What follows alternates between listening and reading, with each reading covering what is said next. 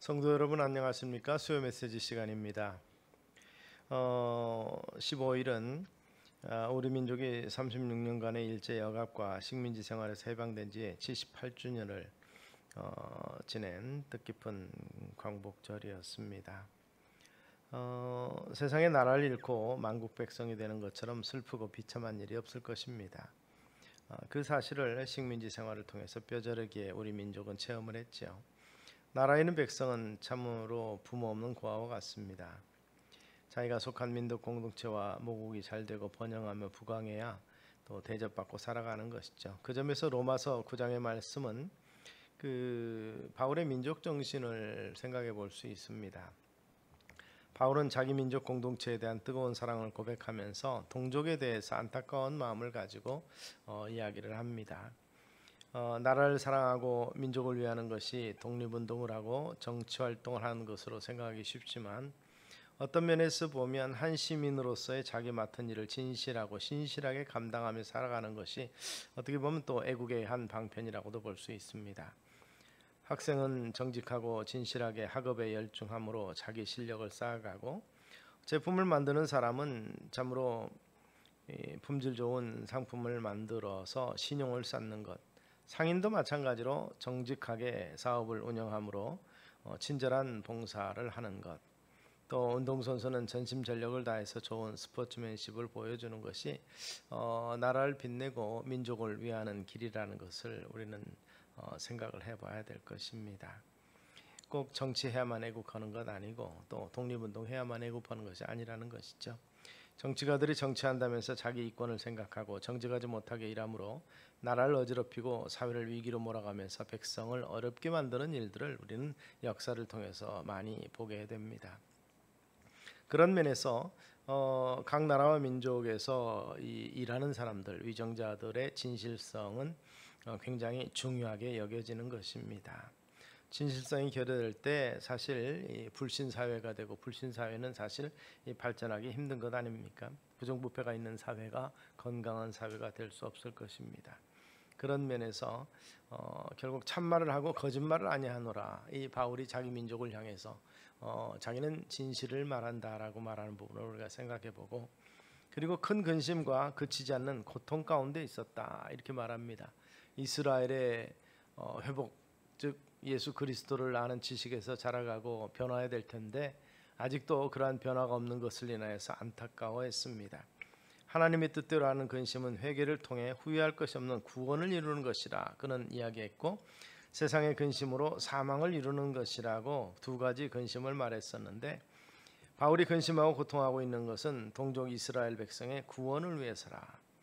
큰 근심 있는 것과 마음에 그치지 않는 고통이 있는 것은 내 양심이 성령 안에서 나로 더불어 증거한다고 그랬습니다. 이것은 바울이 결국 자기 동족을 생각할 때 아픔이 있고 빨리 변화될 텐데 그렇지 못함을 인해서 아쉬워하는 것입니다. 사실 여러 가지 고난, 어려움을 생각할 때 내가 누릴 수 있는 것, 누리는 물질적인 평안과 만족과 이런 것들을 누리지 못하는 것도 고통이라고 볼 수 있고, 또 외로움도 아픔이라고 볼 수 있습니다. 또 한편으로는 어떻게 살 것인가에 대한 미래의 소망 또는 자기 정체성에 관한 고민이 아픔이 될 수도 있는 것입니다. 어떻게 하면 하나님의 뜻을 이루고 하나님을 영원롭게 할 것인가, 이 차원 높은 고민을 가진 삶도 있습니다. 그런데 사도 바울은 자신이 저주받아서 그리스도에게서 끊어질지라도 원하는 바가 있다 이렇게 얘기를 했습니다. 이것은 바로 그 동족에 대한 사랑인 것이죠. 그래서 자기 민족이 변화되기를 원하면서 자기 생명이 끊어진다 할지라도, 하나님께서 거두간다 할지라도 자기 백성이 변화되고 그리스도와 적대되었던 데서 돌아오게 된다면 족할 것이라고 그는 말할 만큼 애국정신이 강했던 것을 볼 수가 있습니다. 자기가 속한 민족 공동체나 국가에 대해서 애국정신이 있었던 것을 우리는 우리의 믿음의 조상들을 통해서 많이 발견하게 됩니다. 또 출애굽기 32장에 보면 모세가 하나님께 중보기도를 드리면서 이제 그들의 죄를 사하시옵소서, 그렇지 않으면 원컨대 주의 기록하신 책에서 내 이름을 지워버려 주시옵소서라고 기도합니다. 결국 출애굽했던 이스라엘 백성에 대한 뜨거운 사랑이 그와 같음을 보여주고 있습니다.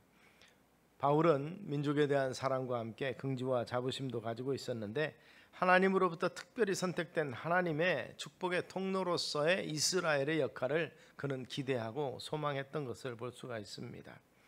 물론 그리스도인은 국가 지상주의자는 아닙니다. 오히려 나라를 망친 행동이 될 수도 있으므로 하나님께서 이스라엘 백성을 얼마나 사랑하고 축복해 주셨는가를 논리로서 설명을 하면서 우리에게도 많은 축복 주셨지만 바로 간수하고 이 개발하고 또 이렇게 유지해 나가는 것이 얼마나 중요한가를 우리는 생각해 보게 되는 것입니다. 회개하고 고치고 치유받는 하나님 앞에서 이 같은 회복의 역사가 우리에게 있게 되면 좋겠습니다. 역대하 7장 14절에 보면 우리가 치유할 수 있는 비결, 민족이 사는 비결, 또 애국의 비결에 대해서 이렇게 말합니다. 우리가 악한 길에서 떠나 회개하라 하는 것이죠. 창세기에 보면 아담이 타락한 이후에 땅이 너를 인하여 저주를 받았다 그랬는데 바로 그러므로 회개하고 떠나서 하나님께 돌아올 때 하나님의 순리와 방법을 택하게 될 때 결국 고침받고 치유가 되고 회복이 된다는 말씀이고, 그리고 스스로 겸비하라고 말합니다. 하나님께 돌아오려면 겸손해야 되겠죠. 그 겸손한 죄인인 것을 깨닫고 돌이키고 자기를 낮추고 교만을 버리는 삶을 통해서 우리는 치유받을 수 있습니다. 마지막으로는 하나님의 얼굴을 구하면 내가 하늘에서 듣고 그 죄를 사하고 그 땅을 고치리라고 약속하신 말씀을 우리는 역대하에서 발견하게 되는 것이죠. 여호와로 자기 하나님을 삼은 나라 곧 그 하나님의 기업으로 빼신 바 백성은 복이 있다 그랬는데, 이처럼 하나님을 사모하고 하나님 앞에 낮추며 그리고 또한 이 하나님의 얼굴을 구하는 민족, 또 그러한 교회가 될 때 이 나라의 민족이 살아날 것입니다. 애국애족하는 길이 다른 길이 아니라 바로 이 나라 위한 중보와 민족을 위한 기도가 있는 그러한 민족, 그러한 교회가 있는 나라는 분명히 살아날 것이고, 또 그것을 통해서 하나님께서 치유와 회복 주실 줄로 믿으시기 바랍니다. 단순한 정치적인 회복이 아니라 이스라엘의 영적인 회복을 위해서 주님께서 오셨고 일하셨던 것처럼 오늘 우리도 정말 옛날의 압제 그로부터의 자유만이 아니라 하나님이 허락하신 바 죄로부터의 온전한 자유, 그리고 이 사회에 병들어가는 모든 것을 바라보면서 그리스도인이 그곳에 있으므로 치유가 되는, 회복이 되고 소금이 되고 빛이 되는 귀한 사명을 감당함으로 나라와 민족이 살아나는 역사를 기대하고 꿈꾸는 비전 갖는 우리가 되기를 소망합니다. 기도하겠습니다. 살아계신 아버지 하나님, 참으로 참말하지 아니하고 거짓을 말하지 아니하는 참말하는 진리를 말하는 자들이 되게 하시고, 우리의 중심에는 나라와 민족과 하나님의 나라를 건설하며 또 걱정하며 그 활성화된 하나님의 나라와 민족을 치유하시는 하나님의 역사를 기대하는 꿈꾸는 자들이 되게 하여 주시옵소서. 예수님 이름으로 기도드리옵나이다. 아멘.